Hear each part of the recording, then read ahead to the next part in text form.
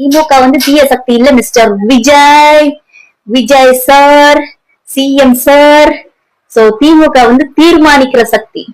உன் கட்சி உன் ஆட்சி உக்காரணமா வேண்டாமான்னு தீர்மானிக்கிற சக்தி வந்து திமுக. திருமாண்ணாக்கே போறதுக்கு விருப்பம் இல்லாம இருந்தாலும் கூட கண்டிப்பா திமுக தலைவர் ஸ்டாலின் அவர்கள் நிச்சயமா சொல்லிருப்பாரு. ஏன்னா இவங்க அடுத்த பிராண்ட் ஆரம்பிச்சுட்டானுங்க, அடுத்த ஒரு கதையை வந்து உருவாக்க ஆரம்பிச்சுட்டானுங்க. சோ இவங்க கதையை கேட்டு கேட்டு நமக்கே நாராசமா இருக்குன்னா அந்த இடத்துல இருந்து அதை அனுபவிக்கிறவங்களுக்கு எவ்வளவு நாராசமா இருக்கும். இப்போ இவருக்கு வந்து ஆட்சி அமைக்க முடியல, இப்பவும் கவர்னரை பேசல, இப்பவும் வந்து திமுக ஏன் வாய திறக்கல, ஸ்டாலின் ஏன் வாய திறக்கல, ஸ்டாலின் ஏன் பேசல, இவனுங்க இன்னைக்கு வரைக்கும் இதான் பண்ணிட்டு இருக்கானுங்க. ஆனா தயவு செஞ்சு திரும்ப அண்ணா போன இடத்துல இன்னும் அவன் பைத்தியகாரத்தனமா பேசாம பாதுகாக்க வேண்டிய பொறுப்பும் திருமாண்ணாக்கு, திருமாண்ணா மாதிரி இருக்கிற தலைவர்களுக்கு இருக்கு.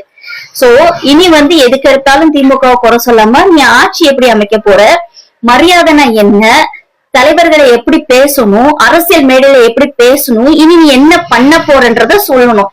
இனியும் வந்து திமுக தான் செஞ்சிச்சு, அதனாலதான் என்னால ஒண்ணும் பண்ண முடியல, இனி திமுக செஞ்ச பிரச்சனை தான் சொல்லிட்டு மோடி வந்து நேரு சொன்ன மாதிரி சொல்லிட்டு இருந்தாப்லன்னா அந்த செகண்டே திரும்ப அண்ணா வந்து இந்த கொடுத்த ஆதரவு வந்து பேக் அடிக்கணும், எடுத்துடணும், கொடுக்க கூடாது. ஏன்னா இது வந்து ரொம்ப அபத்தமா இருக்கும். அந்த பொறுப்பை எடுத்துதானே நீ சீட்டுக்கு போற. இவ்வளவு நாள் சிம்பத்தி கிரியேட் பண்ணியே அழுதே நீ வாக்கு வாங்கிட்ட. அழுதே சிஎம் ஆன ஒரு ஆளை வாழ்க்கையில நான் ஃபர்ஸ்ட் டைம் நான் பாக்குறேன்.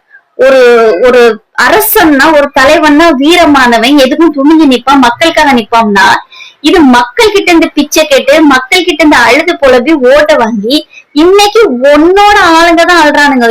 2 சீட் திரும்ப அவர்கள் வரமாட்டாரா, அவர் வரலாம்ல, இவர் இப்படி பண்றது, அவருக்கு வாய்ப்பு கிடைக்குது, இது கிடைக்குதுன்னு இந்த பைத்தியகார பேர்லதான் இன்ஸ்டால வந்து இன்ஃபுளுசர்ஸ் பேசிட்டு இருக்காங்க தவிர இன்னைக்கு வரைக்கும் உங்க கட்சிக்கார எவ்வளவு பேசலாம். சரி, எப்படி பேசுவான் அறிவாலயத்துக்கு கக்கூஸ் அடைக்கிறதுக்கு இவருக்கு இந்த போசான்னு கேட்ட உங்க ஐடி விங்ல இருந்து வளர்ந்து கேட்டவன் ஆதவர்ஜுனா இருக்கான்ல, அவன் போட்ட அவனோட ஐடி விங்ல இருந்து வந்த மீம்ஸ் எல்லாம் நீங்க வந்து ஸ்டாப் பண்ணல, அந்த மீம்ஸ் எல்லாம் நீங்க வந்து ஃபார்வர்ட் பண்றதுக்கு நிறுத்தல.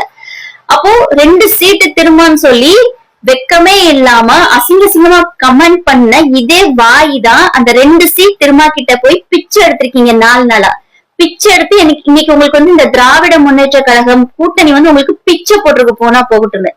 இந்த பிச்சைல வந்து பதவி ஏத்துக்க போற நீங்க இனி ஒழுங்கா ஆட்சி அமைச்சு மனுஷனா வாழ்ந்து முதல்ல மனுஷனா திருந்தி மனம் வருந்தி இனி போய் சட்டசபையில போய் ஸ்டாலின் சார், ஸ்டாலின் அங்கிள் அப்படின்லாம் பேசுனேன்னா அதுக்கப்புறம் அபத்தமா கேக்குறதுக்கு கூட ஆளுக்கு அது வரைக்கும் ரொம்ப சந்தோஷம். சோ வந்து இந்த 2 சீட்டு ஒத்த சீட்டு அதெல்லாம் கிண்டல் பண்ணக்கூடாது தங்கங்களா. சரி, அந்த ஒத்த சீட்டு 2 சீட்டு இல்லாம சில டைம்ல ரொம்ப நாள் காத்திருக்க வேண்டியிருக்கும், பிச்சைக்கு காத்திருக்க வேண்டியிருக்கும். அதனால பிசிகேக்குன்னு ஒரு கண்ணியமும் ஒரு மதிப்பும் இருக்கு.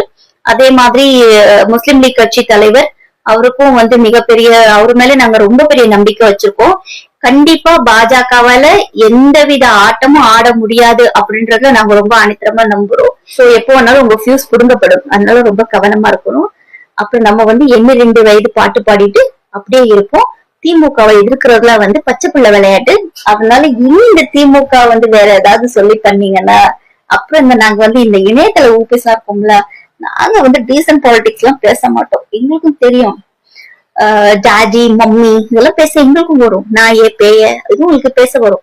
ஆனா இந்த பேச விட்டு வேடிக்கை பாக்குறது அதெல்லாம் இனி பண்ணக்கூடாது. உங்கள்கிட்ட வந்து நாணயம், நேர்மை, எருமை, பெருமை, கருமை இதெல்லாம் நாங்க கேட்கல. ஏன்னா கட்டின பொண்டாட்டியே வச்சு கேவலப்பட்டாலும் பிரச்சனை இல்லை அப்படின்னு ஊதி விட்ட ஆளுதான். இப்படிப்பட்ட ஒருத்தர் சிஎம்மா வந்து நாளைக்கு என்னெல்லாம் செய்ய காத்துட்டு இருக்காரோ தெரியல. அதை வேற நினைச்சா பக்கு நெரேட்டிவ் செட் பண்றது, இந்த மாதிரி கேவலமா இந்த மாமா வேலை பாக்குறது இதெல்லாம் விட்டுருங்க. இந்த தாவேக்கா இனிமேல கட்சியா திரும்பணும் அப்படின்றது சொல்றோம் நாங்க. உங்ககிட்ட எதிர்பார்க்காம நடந்தா நல்ல விஷயம்தான்.